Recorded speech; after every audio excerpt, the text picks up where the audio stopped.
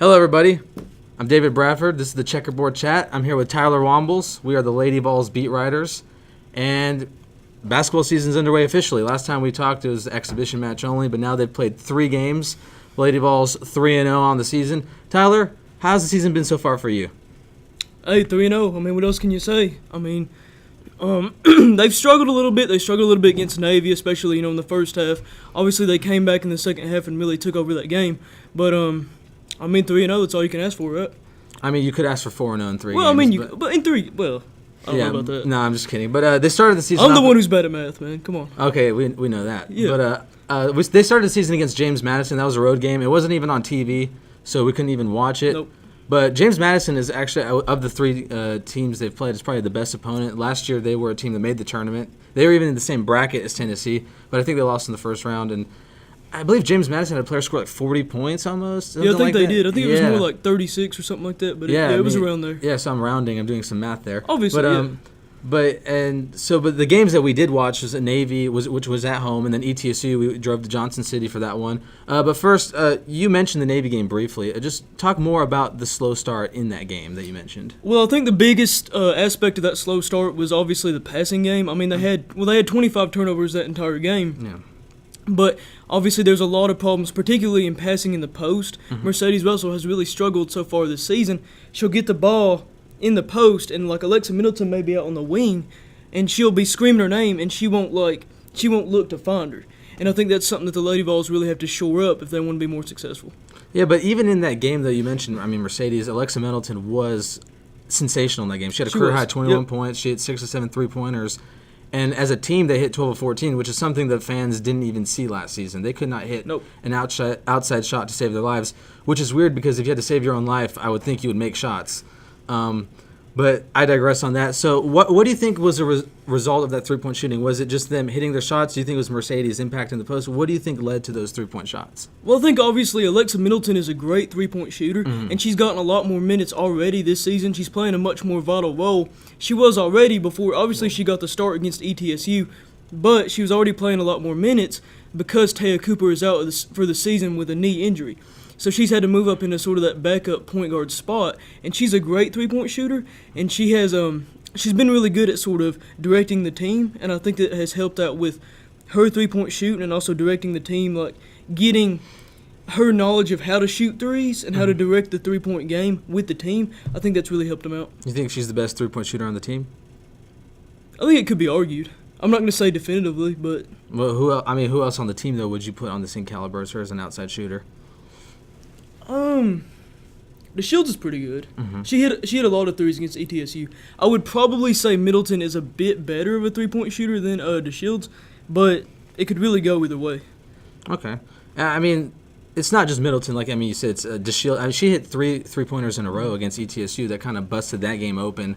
But in the end, they pulled away comfortably from Navy. They won by 30 points. It was a slow start, but they took that game over in the second half, as they did against James Madison. But against ETSU, they kind of flipped the script. I mean, before we talk about the game, let's just talk about the setting. What did you think of the setting of that basketball game? Oh, it was awesome. It was like we talked about it before the game and during the game.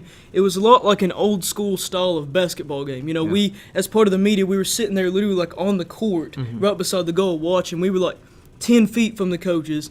It's an old gym. They don't use it most of the time, but they did use it last night. Huge amount of people. Just huge.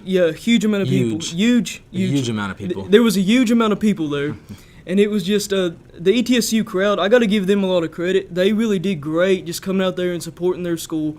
I don't know if it was because, the Lady Vols were coming to town or if they just are like that for every game, but it was really an electric atmosphere. Yeah, and I liked how close everyone was. We were right by the baseline. Like normally in Thompson Bowling, we're kind of elevated to the back a little bit, so you don't have like – you're not as close, but there we were right there. You could see Holly like just getting so upset at all like some foul calls or just her team's play. I mean, she was happy. She was really pumped up, really energetic.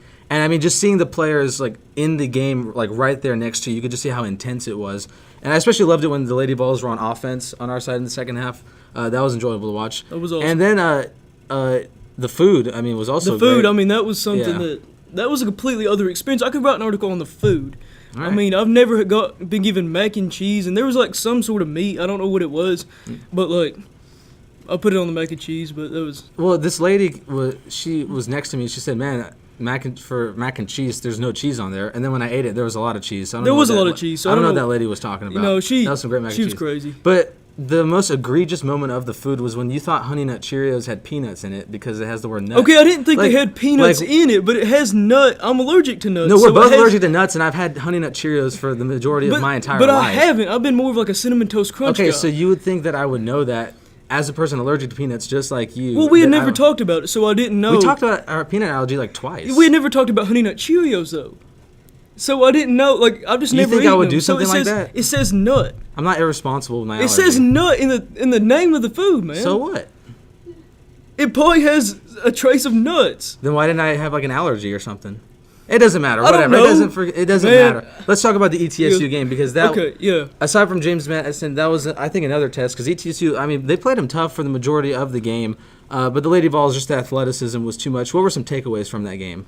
Obviously the first half, I think this is the biggest one. They played a lot better in the first half than they have throughout the rest of the season. Obviously, we talked about Navy. They had a slow start, but they cut down on turnovers for sure in the first half, and they really just controlled the game. With their defense was really good.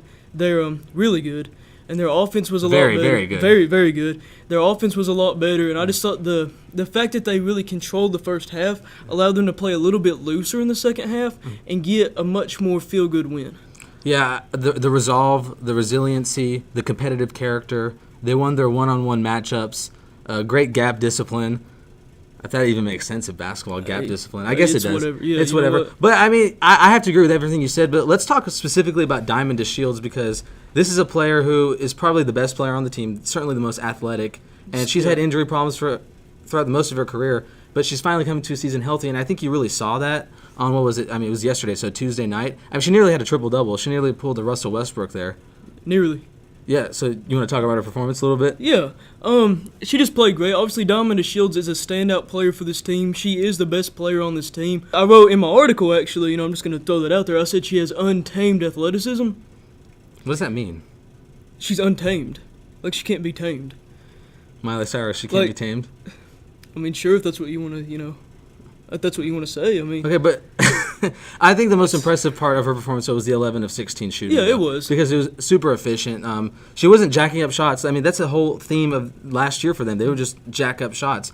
And, I mean, 11 of 16, that's really impressive. But there were some other players in that game that were impressive. Jordan Reynolds, Mercedes Russell. I mean, who else stood out in that game for you? well, Mercedes Russell, I don't remember the exact number of points she had, but she had around She had like 18. 15. She Yeah. had 15 points, and she Yeah, didn't and play she- that much. She didn't play that much, and to have that amount of points in the post when not playing that many minutes is really good. I mean, obviously, Mercedes Russell, she's a 6'6" center, so she's she's going to be able to dominate a lot of teams, especially smaller teams. But I thought she had a really good performance. Reynolds obviously is just a leader on the court. Yeah. She's a senior guard. Yeah, she doesn't put up like the huge stats. No. So when you look at the box score, you think, oh, she doesn't really do that much. I mean, she had like 10 points, 7 rebounds, which is impressive for a point guard. But the way she directs that offense is really impressive. And I mean, you mentioned how Middleton started the game, and she was the point, and Reynolds was on the court with her, but Middleton was the point guard. But then they kind of took Middleton out after they fell behind a little bit early. Why do you think they did that? Well, she was having trouble with her defense. She was having trouble. I don't remember what was the name of the girl. Tiana Tartar. Yeah, Tiana Tartar. She was having trouble guarding her a little bit, and so I think that cost her some minutes in the game. Yeah. Obviously, Alexa Middleton, she's not starting because of her defense. Yeah. She's starting because she's had a great performance against Navy. She's a great three-point shooter, and she's a great leader for the team. But I Yeah. think that she did have struggle. She struggled guarding Tiana, Yeah, and that caused her to definitely. lose some minutes. Yeah, they definitely put Jordan on her. Actually, they were switching a lot of players on Tiana Tartar, and Tiana really took the game over early, but the rest of the game they kind of neutralized her, made her make some bad decisions. So yeah, I think Middleton's defense was a little bit exposed there, and she wasn't shooting like she normally was, and I think that was a part of it was because she wasn't in the game that much, especially in the first half. She had some foul trouble. But I still think there's some positives from that performance from Middleton because she did come in the second half and she kind of calmed it down and she was a lot more efficient. But what do you think about like some other players on the team that maybe don't get as much attention like Nunn or Mimi Jackson? How do you think they performed? Well, Nunn, she goes in and she plays really hard. I mean, Yeah. anytime you play in the post, I don't care if it's men's basketball, women's basketball, you're gonna. I mean, it's sort of like playing on the line in a football. You're gonna get roughed up a little bit. You're gonna get in there and knock elbows with people. But she goes in there, and she played center for some part of the game, subbed in for Russell. Obviously, she's had to fill in that spot because the only other center they have is Kamira Harris, who's just a freshman. And I think that she, whether she puts the stats up or not, Shaquilla Nunn, she's just a contributor for the team, no matter what position she's playing. Yeah, I feel like you watch her play over the first 3 games, and you can see her getting more comfortable. I mean, the first game she on this box score, I didn't really watch the game because it wasn't on TV, but the 2 games that we watched, she's gotten more touches in the post, and she seems to be more of a contributor on offense. I mean, do you think that down the road, because, I mean, she didn't even start the game, so do you think that down the road they'll stick with that lineup of the 3 guards, Nard at forward and Russell at center? Do you think they'll stick with that lineup? I would say they would, because I think the game against ETSU was arguably their best win. I mean, it was just a feel-good win for the team, and I think that they like what Alexa Middleton brings in the starting lineup. And I don't think that's a disservice to, the players that don't get to start, like none. I mean, she's going to play a lot of minutes. She subs in. They like what she's given to the team, even if she's not starting. I think they will go with this lineup at least a couple more games down the stretch and see where it goes, but I think that they like what they have right now. Do you think that this lineup allows them to be more versatile? Do you think it opens it up for DeShields a little bit because they have less size and it's more of a smaller lineup? Well, I think it does, and going back to Middleton, obviously she's a great three-point shooter, and so you get her out there on the wing, well, teams are going to have to guard that. And when you guard that athleticism and you put more guards out there to guard, then that opens up more shooting lanes and more ability for DeShields, who can both shoot and drive in to score more points. Yeah. And, I mean, and with that lineup change, you see Warlick maybe experimenting with some lineups and all that stuff, experimenting. How do you think she's handled – because we all know there's a lack of depth. They don't have that many players on the team. How do you think so far she's handled that? I think she's handled it pretty well. I mean, obviously, they've just played 3 games so far, but they're 3-0. And the team has scored a good amount of points in all those games. I think she's gotten a lot of production out of every player that she has. So, I mean, I would say that she's done pretty well with only having 9 players active. Yeah, I would have to agree with that because they don't seem to get tired. No. I mean, I know they talked a lot about strength and conditioning over the offseason, over the summer, and you would think that with the limited bodies that they would get tired, but DeShields in the fourth quarter was still like going. They were really aggressive against ETSU, and that's what I personally like in a team. I don't care about running up the score or anything like that. If you can beat a team by 50 and make them want to like drop their program completely, I'm all for it. I mean, so Tennessee Tech. Yeah, exactly. Yeah. But I mean, Tennessee just did not let up at all. No, they did not. And because I feel like they maybe felt ETSU could make a run, even though they were still up by 30 points.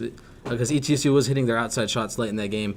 So you have to appreciate that. But, I mean, so far based on – I mean, it's only 3 games, small sample size. They haven't played anybody on the caliber of South Carolina or Notre Dame yet. But, I mean, based on what we've seen so far, do you maybe are a little more optimistic about this team going into those kind of games? I don't think we can really judge it yet. I mean, obviously they have not played anyone of much caliber compared to, like, a Baylor or a Notre Dame or a Stanford or even a Mississippi State. Yeah. I think that – I mean, obviously, ETSU, they're a good program and they're a good team, but they're not going to be the caliber of the Lady Vols. And I think we'll have to see what this team does against probably a ranked opponent, probably a top 10 ranked opponent, in order to see what this team really has. Yeah, ETSU does, and Warlick even said it after the game. This is a team that will be good, and it's an impressive program. I mean, I know you and I have talked about different places on the road that we'll go to. I know I'll go to Vandy in January, and then we want to go to South Carolina. Yep. That's a big one.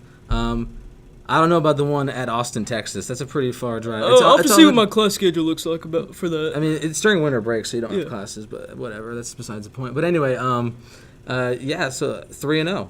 3-0. I mean, you can't really ask for much of that. That's all you can ask for. Very impressive. But, yeah, that's what we've got so far. They play Penn State on Sunday next, right? Yep, there's a press conference tomorrow also. But, yeah, that's all we got. I'm David Bradford. That's Tyler Wombles. We're the Lady Vols beat writers. Thanks for checking in on Facebook Live, and if you watch this on YouTube or anything like that, thank you. Have a good day.